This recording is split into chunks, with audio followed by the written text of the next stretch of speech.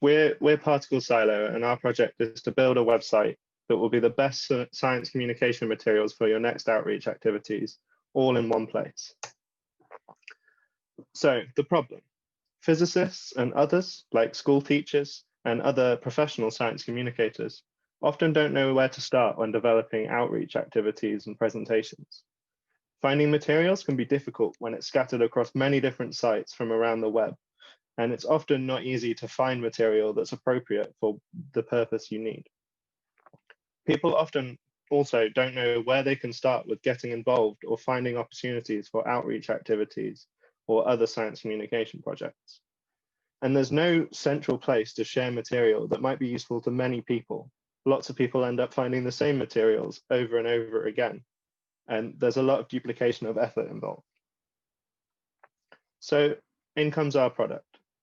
We're planning to have a one-stop shop for particle physics materials, which gathers all of these scattered materials into one place.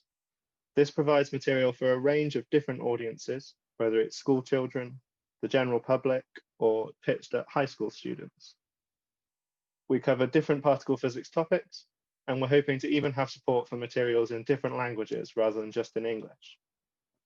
The vision for this website is to be community-driven, where people are able to upload material, and this can be curated by a team of experienced moderators. We also have tips and tricks on the website for how to do effective science communication, and we're planning to add a section that has a list of available opportunities to get involved. We'd also like to provide some form of forum for people to connect and share their ideas on how to communicate science. We started by gathering feedback through various interviews with people communicating science in the field. And we also sent an online survey around to various of our colleagues and other people to see what they'd like from this sort of product. The participants felt it was a product that was sorely needed and could make their lives a lot easier. There was especially a lot of interest in the community aspect and being able to share materials with each other easily and present them in a nice way.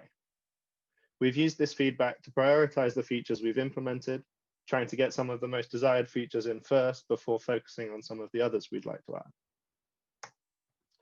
So meet the team.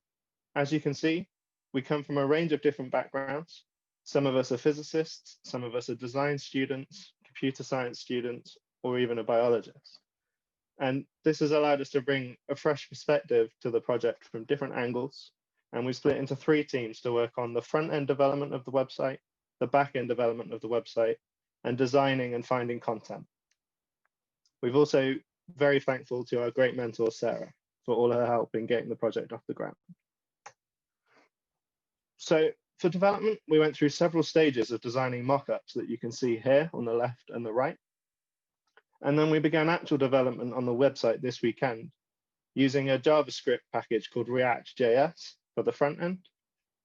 We investigated first using Invenio for the backend, which is a library management software that powers some websites you might have heard of, like Zenodo or HepData. But to get the prototype off the ground, we settled on a simpler solution, which is Firebase, which is Google's cloud computing service that allows us to host our database to catalog material and a place for people to upload material in the cloud seamlessly and easily. The up-to-date version of our prototype is live on the web, and we'd encourage you to try it out. And in fact, I can give you a quick demo now. You can see that you first get to our homepage, which tells you what our project is, and also has links for you to contribute to the coding of the project or offer a translation of some of our material. We then have a useful resources section, which by default is sorted into different categories of material. So you can have a catalog for royalty-free pictures, and these are tagged to make them searchable, and we're planning to expand this over time. We also have a category for videos, which links and can be played from YouTube or can be uploaded.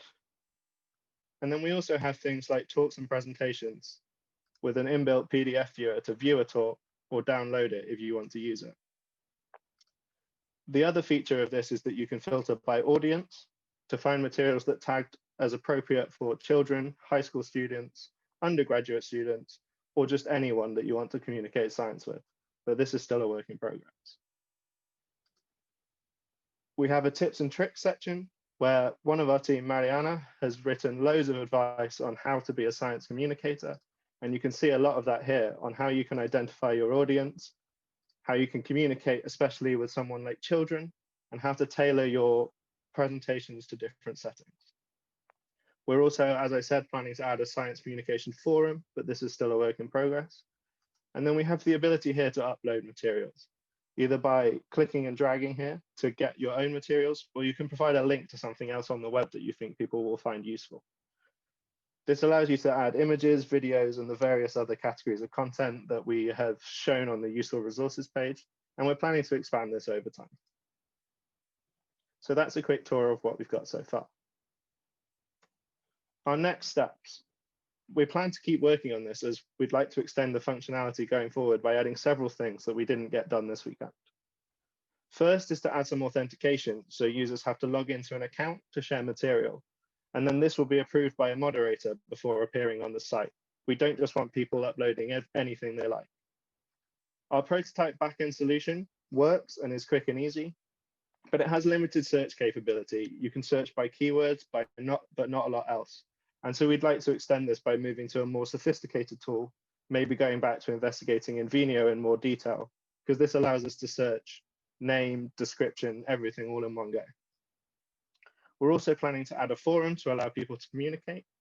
We are also considering slightly more modern solutions than a traditional forum, including a Slack channel or Telegram group that we can integrate into the website to display the conversations that are going on. We'll also be adding a Get Involved page to show opportunities for outreach activities, whether that's being a tour guide at CERN, helping with a science communication presentation, or helping with other organizations' projects and projects you can volunteer for. And this is something we'd love to get involved with Team Volunteer Generator to see if we can integrate this between the things that both our teams are doing. Thank you very much for listening, and we'd love to answer any questions you have. Amazing. Thank you so much, Team Particle Silo. The floor is yours, Angaila, Roberto. Thank you, James. Could you clarify how the quality of what is been uploaded and put in the different location in the repository will be ensured? You do some overviewing by people or some automatic mechanism, or you don't care at all?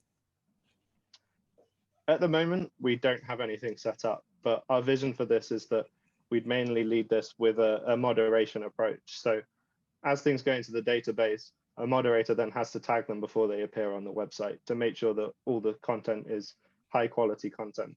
We're hoping to partner with an organization, for example, the International Particle Physics Outreach Group, to see if we can get some existing science communicator teams to sort of take charge of this project and help collate and moderate the material. Thank you. Thank you. I was very interesting in the way the different documents are sorted, and so you talk about keywords or things like this. Do you think there is room for data mining or some algorithm to sort the document because in the different categories? Yeah, I think that would definitely be something we could look at, especially as we try to integrate with other things. The existing material we've got is just like things that we've added ourselves and tagged them manually. But if we were able to integrate with something like Instagram, where there may already be images that are tagged with a lot of that information that we could pull out and make it searchable, that would definitely be a good feature to add. But I think that would be something for further down the road than where we are now.